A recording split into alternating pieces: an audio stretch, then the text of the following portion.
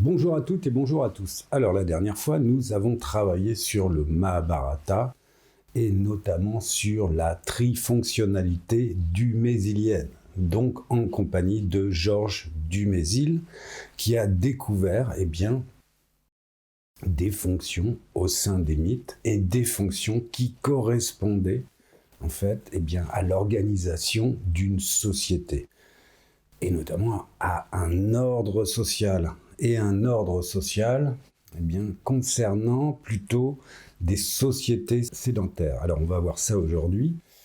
On va confirmer avec plusieurs exemples. Le truc, c'est qu'effectivement, on avait vu qu'il y avait la richesse, la force, la gouvernance et la croyance. Le truc, c'est de comprendre qu'à chaque fois, ici, Georges Dumézil s'appuie sur des archives, il s'appuie sur des textes qui ont été retrouvés, ensuite collectés et assemblés. Donc ces textes se réfèrent à des mythes, à des contes, à des récits en fait. Et donc pour Georges Dumézil, qui est un scientifique assez pointilleux, il se pose la question de savoir à un moment donné si cette organisation qui se réfère à des mythes, donc à un imaginaire, organisation sociale, définition des fonctions, si ces mythes pourraient se référer à une histoire concrète humaine, en fait. Alors, le truc, c'est qu'en fait, Georges Dumézil va produire des comparaisons, mais il ne va pas être entièrement satisfait, parce qu'effectivement, l'histoire est très complexe, en fait.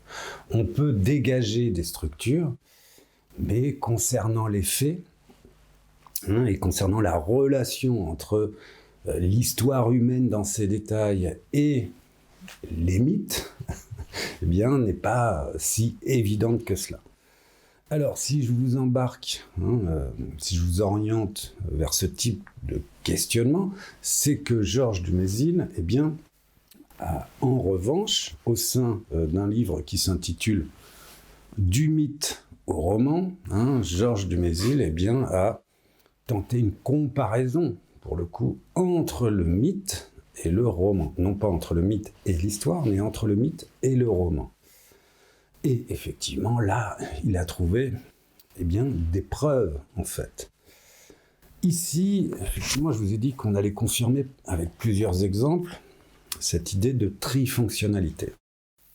Donc on va travailler un peu sur la Scandinavie avec ce livre.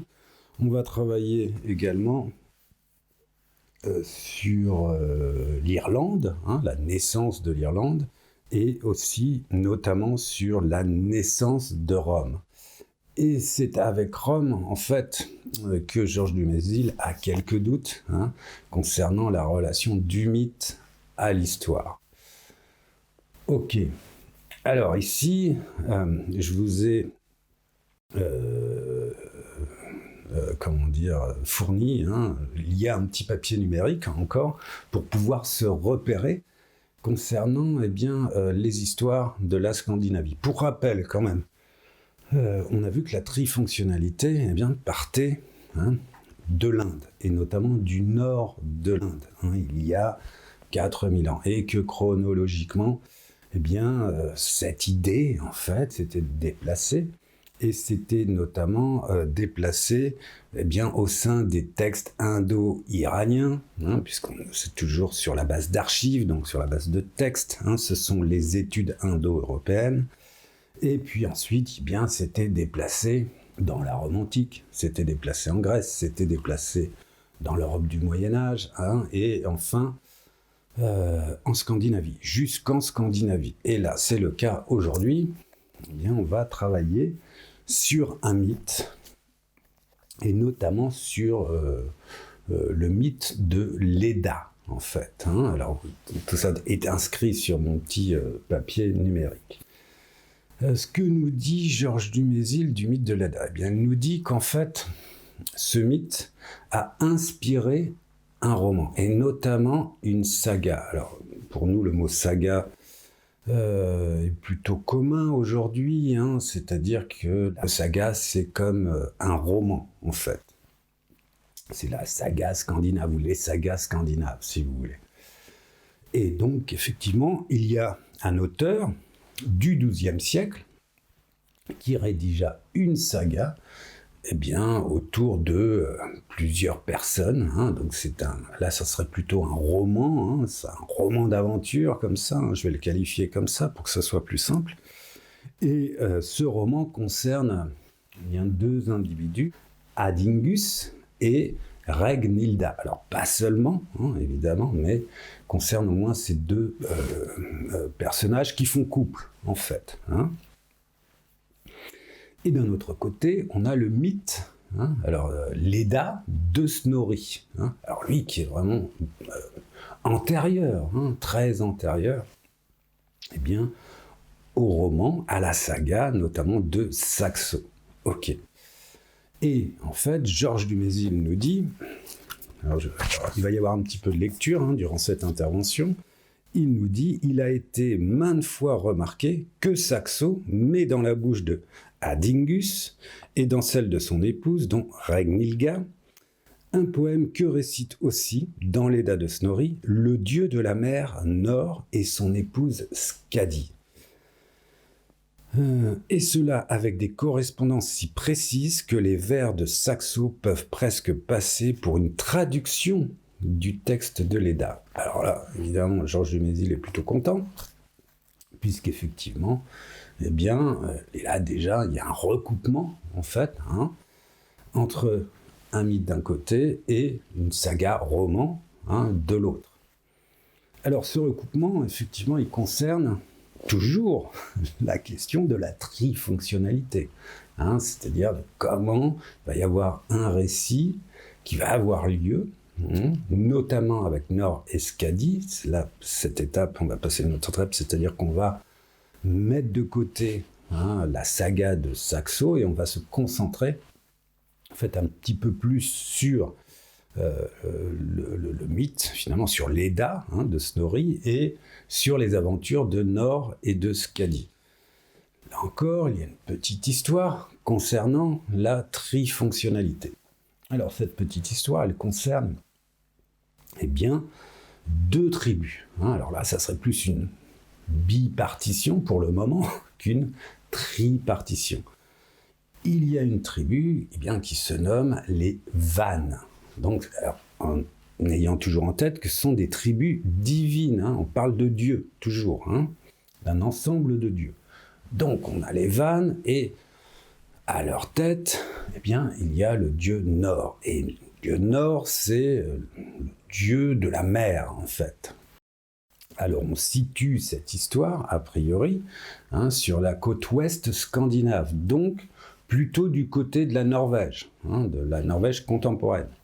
Donc, il y aurait eu, en des temps antédiluviens, un dieu qui s'appelle Nord, qui faisait partie, qui présidait comme ça, la tribu des Vannes. Autre tribu, qui là est la tribu des Ases. Donc, les Vannes d'un côté, les Ases de l'autre, et là aussi, effectivement, il y a un dieu, mais là, c'est ce dieu que l'on connaît, qu'on connaît, alors pas très bien, mais on le connaît quand même, de par son nom, c'est le dieu Odin.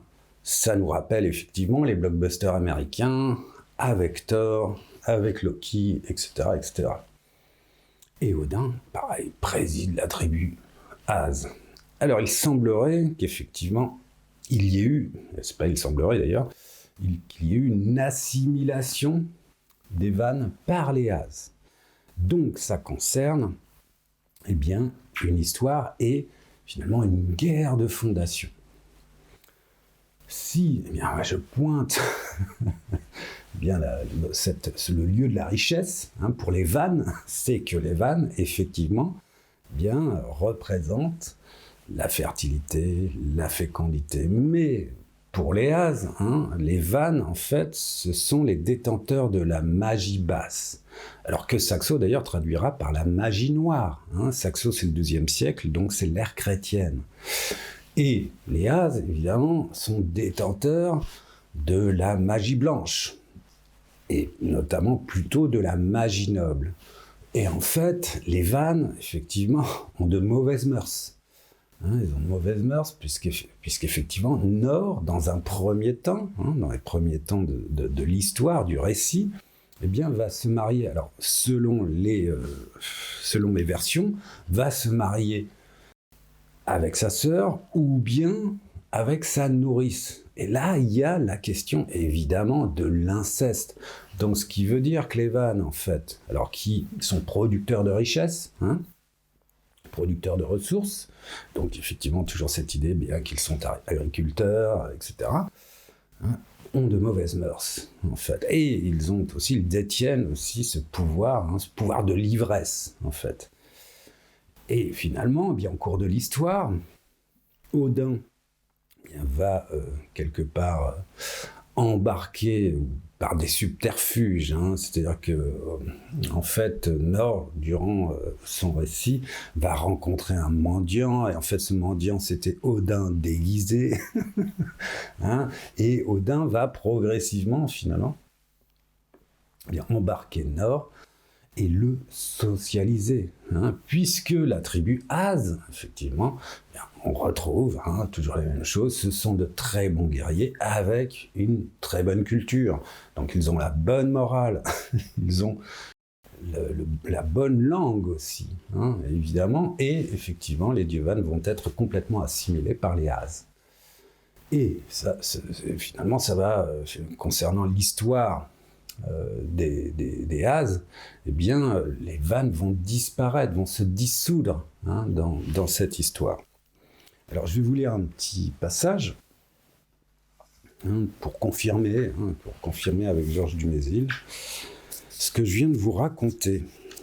Alors, si l'ensemble des mythes montre les Vannes, dieux caractérisés par la richesse, la fécondité et la volupté, et les As, d'un autre côté, dieux de la grande magie et de la force guerrière, si étroitement unis ensemble, que le terme d'As, en fait, au final, recouvre souvent les deux.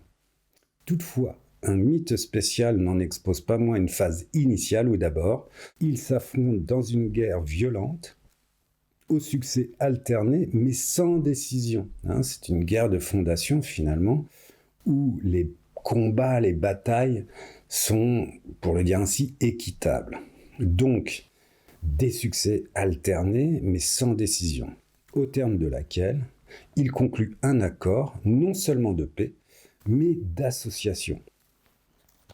Donc vous voyez, en fait, ce que je veux dire ici, par ce petit texte, c'est qu'effectivement, eh bien, à un moment donné, au sein du récit mythique, Nor aura une première vie, on va dire une mauvaise vie, comme ça, peut-être comme Saint Augustin d'ailleurs, et puis il va avoir une seconde vie, bonne vie, et il va se marier finalement avec, eh bien, une déesse de la tribu Az qui s'appelle Skadi, en fait. Et ce mariage va aussi être très intéressant pour les Vannes, puisque quand Odin va mourir, alors Odin est un dieu, normalement un dieu ne meurt jamais. Bon, dans ce cadre-là, on l'a vu aussi avec Bhishma, dans le Mahabharata. Bhishma, à un moment donné, meurt, mais il va au paradis. Et bien pour Odin, c'est la même chose. Il meurt, mais bon, il est toujours immortel. Toutefois, lorsqu'il meurt, Nor, c'est Nor en fait. Donc c'est un Van qui va présider la tribu des As. Donc là, il va y avoir une assimilation complète. Et il va surtout y avoir, une société sédentaire. Enfin, surtout, y avoir une société sédentaire complète. C'est-à-dire la richesse, la force guerrière, et la croyance et le gouvernement. Ça, voilà, c'est pour confirmer en fait ce que je vous ai dit sur la trifonctionnalité, et ce en relation avec le Mahabharata, en fait. On va continuer encore, avec la fondation de l'Irlande. Donc la fondation de l'Irlande, je vais vous lire directement le texte, puisque le texte de Dumézil est tout à fait clair, en fait. Alors, les Irlandais. Les Irlandais concevaient l'histoire de leur île comme une succession d'invasions. L'avant-dernier peuple envahisseur, celui des Tuatha Dé Danann, tribu de la déesse Dana, est formé en fait des anciens dieux du paganisme, notamment ceux que les Celtes avaient hérités de leurs ancêtres indo-européens. Et c'est dans l'histoire de ces tribus que se concentre la matière mythologique utilisable pour la comparaison indo-européenne. Donc ici, on peut effectivement entendre que Georges Dumézil place des billes. Alors un fait intéressant, c'est que les Tuatha Dé Danann, c'est un peuple envahisseur. On peut entendre ici qu'effectivement, les Az, par rapport aux Vannes, étaient aussi un peuple envahisseur, puisque Norge était tranquillement installé sur la côte ouest de la Norvège. Ok. À leur arrivée dans l'île, ils formaient bien une bande, mais non une société complète. En effet, l'état-major des Tuatha Dé Danann ne couvrait pas dans ses compétences toutes les fonctions nécessaires à une société sédentaire. Des 5 dieux qui le composaient, l'un était voué à la haute magie druidique, un autre à la force guerrière, un troisième à la présidence de tous les savoirs, et les 2 derniers aux techniques les plus prestigieuses. Techniques prestigieuses se référant à la médecine et à la forge. Sous ces chefs, donc sous ces dieux aussi, sous ces chefs, l'ensemble du peuple divin était lui aussi défini par les mêmes avantages. Magie, puissance guerrière, habileté dans les arts et métiers. Dans tout cela, à aucun niveau, nulle trace de la 3e fonction sous sa forme la plus nécessaire, l'agriculture pourvoyeuse de nourriture et de richesse. Cette forme de la 3e fonction était au contraire le fait des précédents habitants de l'île qui se nommaient les Fomors.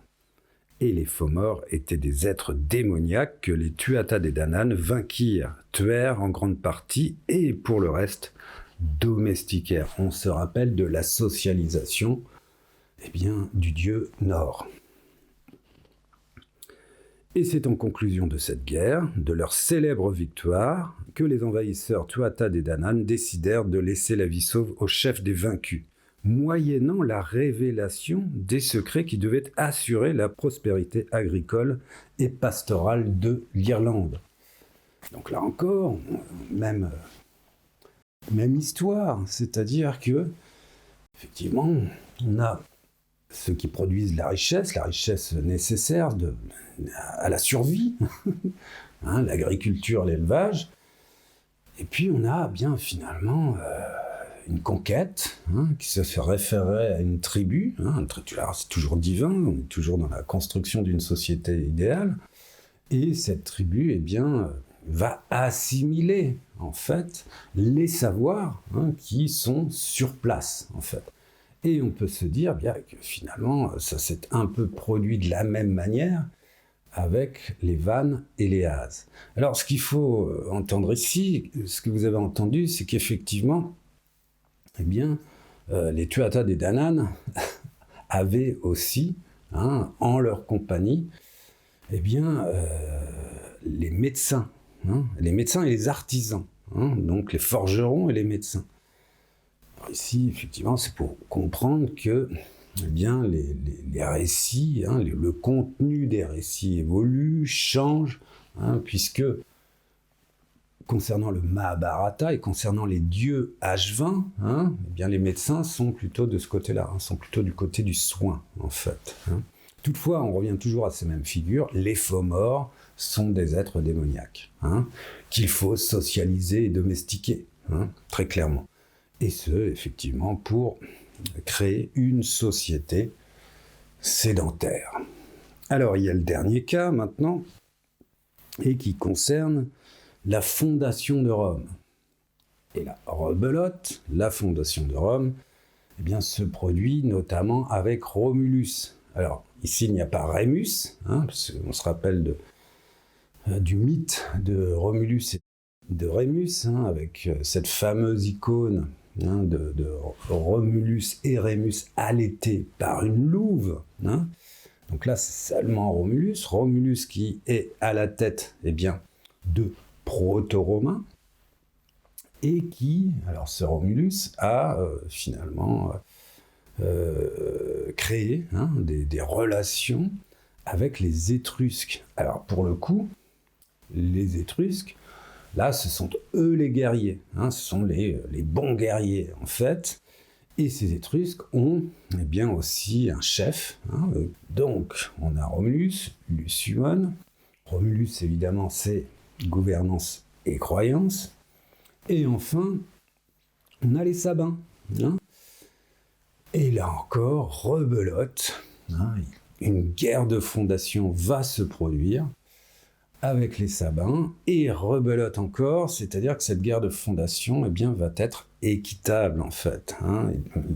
Les Sabins sont aussi bons sur le champ de bataille que les proto-romains ou que les Étrusques. Toutefois, les Sabins, alors toujours je désigne cet espace qui en fait avait la richesse, avait le pouvoir ou les connaissances concernant l'élevage, l'agriculture, les ressources, etc., vont être malgré tout vaincus par les proto-romains. Et là, pour le coup, ça va être autant, l'histoire, pour le coup, nous le dit, autant les Étrusques que les Sabins, qui vont être absorbés par les Romains. Et qui vont être, surtout, les Sabins, assimilés, en fait. Alors, il y a une petite note encore un peu de lecture. Et celle-ci, il faut que je la retrouve. Voilà, elle est là. Ça concerne Rome. J'ai marqué Rome. Et là, ça concerne la guerre, justement, entre les Sabins et les Étrusques proto-romains. Ok. La guerre, de plus, doit être honorable pour les deux parties, à succès alterné, comme dit Snorri, entre celle des Ases et des Vannes, sans vainqueur ni vaincu, sans même plus fort ni plus faible, puisqu'ils contribuent tous deux à former Rome. Ok ? Il faut que les Sabins se battent, et ils se battent en effet aussi bien, de façon aussi compétente que les proto-romains et que les Étrusques. Alors ici, c'était une petite note pour confirmer le fait que ce sont des guerres de fondation, en fait, qui se réfèrent, malgré tout, à des récits, mythiques. Alors ici, Georges Dumézil pourrait être tenté, finalement, de relier ce récit mythique très directement à l'histoire de Rome. Mais c'est évidemment pas le cas. C'est pas le cas puisque ça reste un mythe de fondation, finalement, de la fondation de Rome. Alors, ce que remarquera aussi Georges Dumézil, voilà, pour le dire aussi, c'est une distribution en 3 temps des dieux romains. Et effectivement, il constate qu'au sein des cérémonies, après la fondation de Rome, il y a une cérémonie qui va se référer à Jupiter, croyance et gouvernance, qui va se référer à Mars, donc le dieu de la guerre, Mars pour le coup, et qui va se référer à un autre dieu qu'on ne connaît pas du tout d'ailleurs, et qui s'appelle Quirinus, et là, effectivement, c'est ce dieu des ressources, de l'agriculture, de l'élevage, etc., de la richesse. Donc ici, en fait, je n'ai fait que confirmer, évidemment, exposer les thèses de Georges Dumézil. Mais ce qui m'intéresse, c'est de vous montrer, finalement, de vous exposer qu'il y a une logique concernant les fondations se rapportant à des sociétés, et notamment des sociétés sédentaires. Et que ces guerres de fondation aussi, c'est toujours un peu sous le même angle. C'est-à-dire qu'il va y avoir des conquérants. Évidemment, comme nous le dit Walter Benjamin, c'est le vainqueur qui impose son histoire. C'est le vainqueur qui a toujours raison, de toute façon. Et donc, le vainqueur va imposer ses cultes, ses croyances, va imposer un mode de gouvernance qui le concerne, va l'imposer évidemment au départ par la force, et ensuite va l'imposer aussi autant aux Fomors, autant aux Sabins, alors ça c'est le premier, qu'aux Vannes, ok. Et c'est ça qui est intéressant, c'est-à-dire c'est quand même l'idée toujours de conquête, en fait, la conquête d'un territoire, en fait, où se trouveraient, a priori, des autochtones. Du moins, c'est comme ça ce qu'on pourrait en déduire, Et donc, ça participerait quand même d'une histoire concrète, en fait.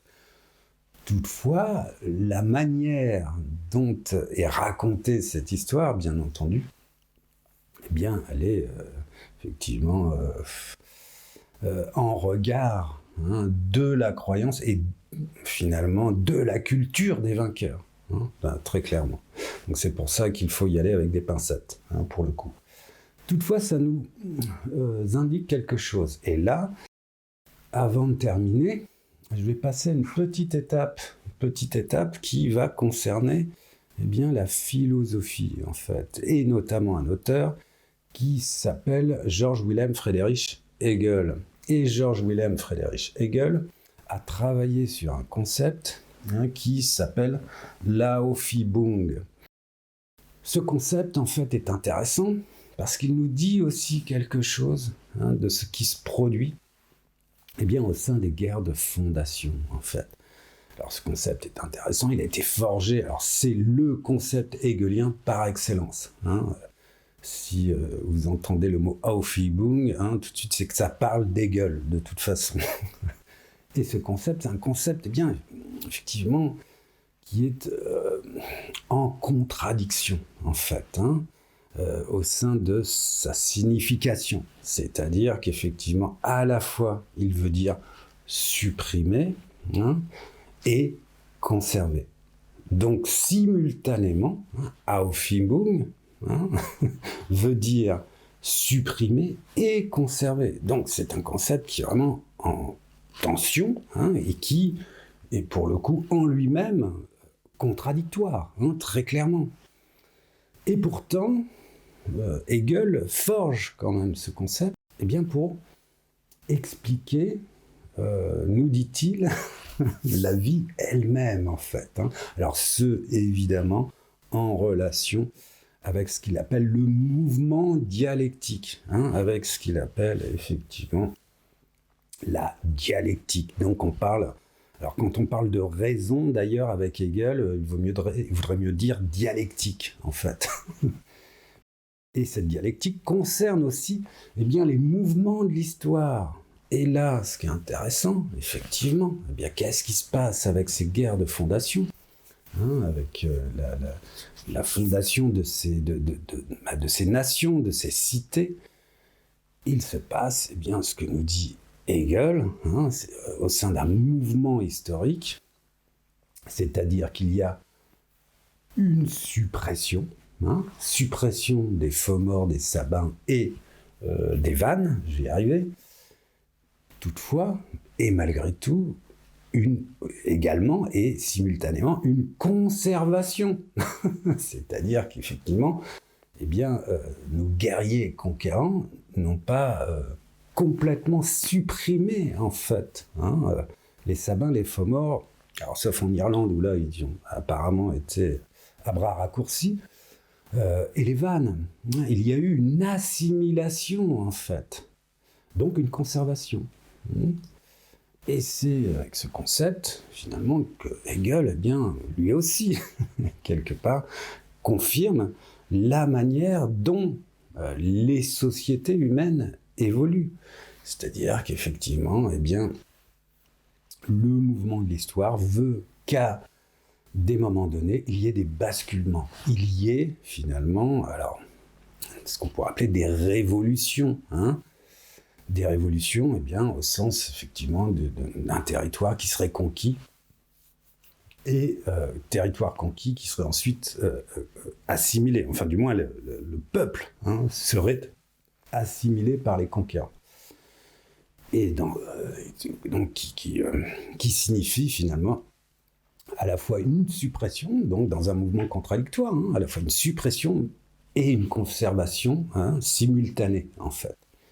Donc ce concept est intéressant, en fait, et il est intéressant aussi, je vais aller un petit peu plus loin, puisqu'on comprend justement, avec l'histoire des fondations, des guerres de fondation, finalement, on peut comprendre plus facilement le concept hegelien qui, en règle générale, est très difficile à comprendre.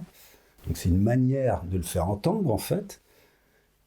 Hegel va procéder de la même manière pour expliquer, en fait, un basculement, et ça, c'est le basculement contemporain propre à Hegel, une société basée sur une autorité qui était l'autorité divine, c'est-à-dire qu'il y avait une divine providence, et là, il faut se replacer dans le contexte, en fait, de la Révolution française, même si Hegel est allemand, il a connaissance, finalement, de la Révolution française, en 1789, et justement, jusqu'en 1789, l'autorité, c'est l'autorité ecclésiastique, et évidemment chevillée à la monarchie, chevillée au roi. Et le truc, c'est que effectivement, il y a un État, mais c'est un État royal, et le roi est en relation directe avec Dieu. Faut pas l'oublier, ça. Et l'autorité absolue, suprême, c'est Dieu. Avec la Révolution française, il y a donc un basculement, et Hegel nous explique bien que finalement, alors c'est son point de vue, évidemment, nous explique qu'il va y avoir une suppression de Dieu, mais toutefois une conservation malgré tout de l'esprit divin au sein de quoi ? Au sein de l'État moderne qui va se créer, et au sein notamment de la raison d'État. C'est-à-dire qu'effectivement, on va supprimer cette figure, la figure de Dieu, mais on va conserver son esprit. Et son esprit, c'est quoi ?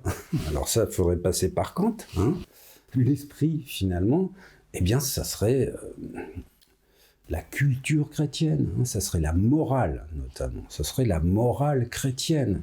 Et donc l'État moderne conserve quelque chose de la morale chrétienne. Mais il ne conserve plus, il a supprimé, finalement, cette autorité divine, en fait.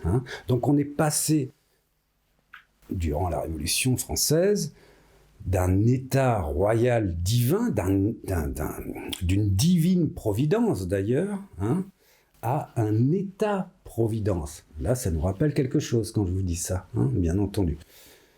Et là, c'est l'explication de Hegel, justement, à l'aide de son concept Aufhebung, c'est-à-dire qu'effectivement, comme dans les guerres de fondation, là, il y a aussi, quelque part, pour le coup, une guerre de fondation, pour créer l'État moderne, avec la Révolution française.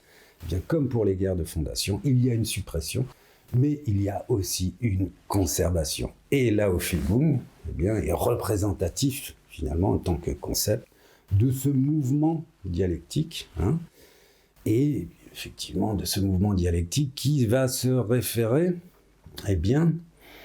à la fabrication de sociétés sédentaires.